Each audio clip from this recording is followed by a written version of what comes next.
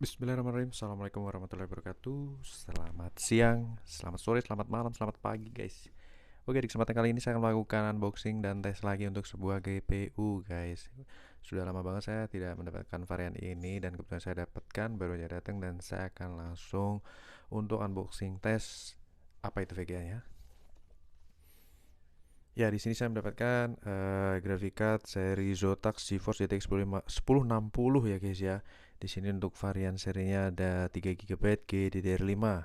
Jadi ini versi mini ya, versi mini ITX ya, seperti eh, varian dari single fan dari Zotac seperti itu guys. Ya, ini serinya di sini Zotac GeForce GTX 1060 3 GB 192 bit GDDR5. Untuk nomor serinya digit terakhirnya 2552. Ini kerdusnya bener-bener masih kinyis-kinyis banget guys. Ini untuk fiturnya, untuk semua fitur ada di sini ya. Kemudian untuk minimum power supply yang digunakan adalah 400 watt atau lebih ya guys ya. Dengan 400 watt teman-teman sudah bisa gunakan graphic card ini. Gambarnya seperti ini kurang lebih. Oke, kita akan coba unboxing ini. Bener-bener masih seperti kinyis-kinyis guys. Untuk boxnya, untuk boxnya, box bagian luar. Kemudian ini untuk box bagian dalam. Box bagian dalam ternyata harus dibalik hadap ke sini baru bisa kita buka. Oke, kita buka. Jadi ini saya dapatkan tangan pertama ya guys untuk graphic card ini. Kita lihat dulu aksesorisnya apa aja. Pertama ya kartu-kartu ya, kartu-kartu promo seperti ini. Ini ada thank you card, ada DVD berisi GeForce Driver, Firestorm dan manual. Firestorm itu software dari Zotac untuk setting-setting device-nya. Kemudian ada quick installation guide seperti biasa. Dan juga ada stiker ya. Lupa ini stikernya malah mumpet di pojokan. Nih, stiker dari Zotac Push The Limit. Zotac.com ini stiker yang zaman masih case kuning ya, apa? Box kuning. Oke, kita taruh di sini dulu. Kita akan pantau unitnya, guys. Ini boxnya. Box bagian telur ya. Tempat telur. Oke, ini ada static bag. Kita taruh di sini. Dan kita lihat unitnya guys. Ini benar-benar masih kinyis-kinyis ya. Varian single fan, ada logo Zotac di sini masih tercover plastik. Heatsink berwarna lebih ke putih ya. Putih chrome, agak chrome. Kemudian menggunakan single fan, PCI Express 16 kali dan masih bersih banget ya. Oke, kemudian untuk portnya ini untuk seri 1060 ini memang banyak banget ya guys. Ada 5 display, 1 buah HDMI port, 3 buah display port dan menggunakan 1 DVI port. Dan ini besinya masih kinclong banget seperti baru. Kemudian di bagian atas ini tidak ada logo apapun ya, tidak ada logo apapun, tapi di sini membutuhkan 6 pin port tambahan untuk bisa menggunakan graphic card ini. 6 pin port tambahan seri ini pasti di TDP-nya di 100 watt ya guys ya, 100 sampai 120 untuk seri 1060. Dan untuk plat di bagian belakang di sini untuk segel Asia Rayanya masih ada. Untuk VGA ini belum pernah dibuka sama sekali ya, dan kondisinya juga masih sangat bersih, kinyis-kinyis kinclong. Kemudian ini untuk serinya sama dengan nomor seri yang sama juga 2552 ya, ROHS. Oke, kita akan langsung pasang unit ini dan kita akan lakukan tes guys.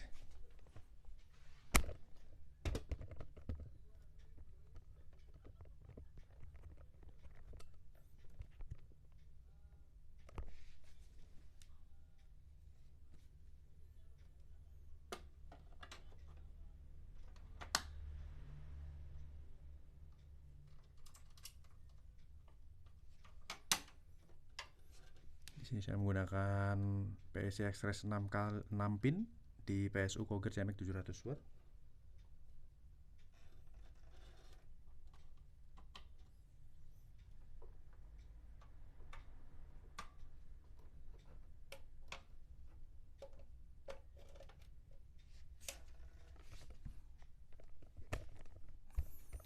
Jadi saya menggunakan PSU Koger CMX 700 watt 80 plus bronze, efisiensinya itu di 80 sampai 85% ya guys ya. Kita akan nyalakan. Bismillahirrahmanirrahim. Oke, kipas berputar, kinyis-kinyis ya guys, mulus, senyap, mantap jiwa. Kita akan langsung menuju ke display.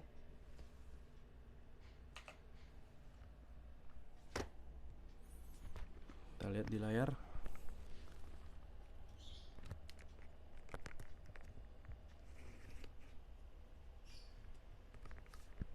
Kita paskan dulu ya displaynya.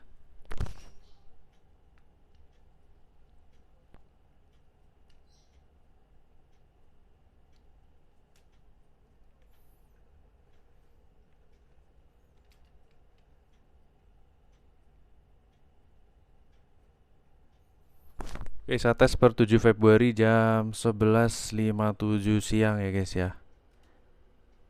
Atau ya hampir jam 12 ya.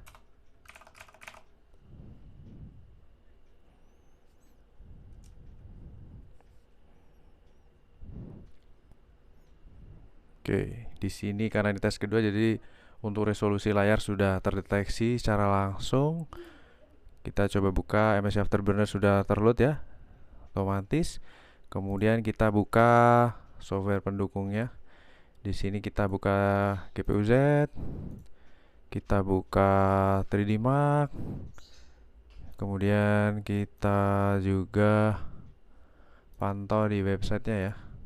Oke guys, kita tunggu loading dulu. 3D Mark sudah loading ya. Kita cross check di sini ada seri Zotac GTX 1060 mini GP106 ya serinya, dengan core di 1152 Unified ya. 1152 core, kemudian render texture mappingnya di 7248 48/72. Kemudian berjalan di 16 kali 3.0. Untuk GDR5 nya serinya di sini adalah dari Samsung. Chipsetnya dengan besar, memori size 3 GB, 3072 MB dengan bus bit di 192 bit, DirectX support di DirectX 12. Untuk driver terload secara otomatis di versi 456.71 DCH, Windows 10 64 bit, WHQL. Kemudian untuk GPU clock dan default clocknya clock ya. Di sini ada boost clock sebesar 1709 MHz ya. Untuk semua fitur ada, CUDA, DirectML, kecuali ray tracing basic ya. Untuk seri 6 GB di sini ray tracingnya sudah ada sebenarnya. Dan saat ini suhu di angka 34 derajat Celcius, di mana suhu terendah tadi saat kita nyalakan di 33 ya. Oke, kita akan coba cek lain di GPU Touch Power Up GPU Z Touch Power Up ya. Di websitenya di sini TDP di 120 watt untuk grafik card ini. TDP di sini maksudnya adalah ukuran beban konsumsi energi dia ya saat diberikan beban berat itu maksimal 120 joule per second atau 120 watt ya. Suggested PSU nya di 300 watt. Seperti itu guys. Oke, kita akan jalankan benchmark dari tes yang pertama tadi saya lakukan menggunakan Firestrike. Untuk seri 1060 ini dia itu bisa dikatakan performanya sudah pasti di atas 1050 Ti. Untuk estimasi kisaran hitungannya berapa kali, saya hitung itu kurang lebih 1,7 kali performanya dengan si GTX 1050 Ti ya. 1,5 sampai 1,7 kali performanya guys. Seperti itu menurut tes yang saya lakukan, karena saya menggunakan PC yang sama dengan device yang berbeda hanya di grafik card aja. Untuk seri 1050 Ti saat menjalankan Firestrike Graphics Test 1 itu mencapai 1000 frame, 1000 sekian, 1050, 1100. Nah, untuk si seri 1060 ini dia bisa mencapai 1700 frame sekian, guys. Seperti itu. Oke, kita pantau. Start di sudah mencapai 48 derajat Celcius, benar-benar mulus ya. TDP di 120 watt seperti yang diinformasikan di website adalah TDP maksimal. Dan di sini berjalan di 58-60 fps ke atas ya. Sudah 1200 frame, 1300 frame, 1400 frame, 1500 frame, 1600. Ya, masuk ke 1700 sekian frame guys untuk tes pertama. Jadi secara komparasi untuk skor framenya 1,7 kali performanya lebih tinggi dari si GTX 1050 Ti. Seperti itu. Dan untuk kita lanjutkan untuk Firestrike Graphics Test 2 di sini guys. Oke, start di 46 naik ke 50 ya. Startnya di 50 derajat Celcius sebenarnya. Dengan load 98%, TDP 120 watt. Dengan FPS di 60 FPS ke atas ya, di atas 60 FPS stabil, mulus. Di grafik tes kedua ini pun mencapai 1700 frame dari tes yang pertama saya lakukan tadi, dan ini sudah tes kedua. Kita lihat sudah 1300 frame, 1400, 1500, 1600, dan 1700 lebih malah nih, sampai 2000 frame. Saya lupa guys, 2000 lebih, 1900, 2000, ya 2100, hampir 2100 frame untuk grafik tes kedua. Jadi performanya terpaut jauh lah dengan si 1050 Ti sebenarnya guys. Jadi lebih ke price to performance untuk grafik card ini guys. Mantap. Di sini GPU idle ya, di 7% ya loadnya, dan suhunya berangsur turun di 40-an derajat. Oke, prosesor tadi mencapai 50 derajat karena menggunakan eGPU, dan yang terakhir ini kita jalankan combine test. Dia bisa mencapai, seingat saya, di 20 fps guys. Sedangkan si seri 1050 Ti itu hanya 14 fps untuk spek PC saya. Kita akan lihat di combine test ini dia bisa mencapai berapa fps. Start di saat ini idle masih 43 derajat ya. Oke, start 48 derajat. Frame-nya bisa 21 fps. Mantap ya guys. 20 fps, tertinggi tadi 21 sesuai pantauan saya. 22, 23, ya, tertinggi di 23 fps ya.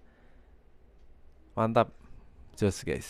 Untuk suhu tidak sampai 60 derajat Celcius untuk combine test ini, karena yang paling berat biasanya di bagian terakhir itu combine test. Dan kita akan lihat untuk bagaimana skor performa si grafik ini. Grafik skornya di 12.500, basic score di 7.000, combine score 4.500-an, kemudian first track skornya di 9696 ya, good ya. Untuk skor di GPU Z kini kita rubah ke highest dulu guys. Ya, GPU clock di 1900 sekian, memory clock di 2000 sekian, GPU temperatur di 62 derajat Celcius sebagai suhu maksimal ya, suhu maksimal di 62 derajat Celcius. Dan suhu terendahnya di 33 derajat Celcius pas. Untuk tes kedua ya guys ya. Untuk tes pertama sudah dipastikan lebih dingin lagi. Ini max di 62 derajat Celcius dengan power draw-nya di 121 watt ya. 121 watt di sini adalah ukuran konsumsi energi yang dibutuhkan grafik card ini saat diberikan beban tinggi ya, dengan satuan watt ya. Seperti itu guys. Baik.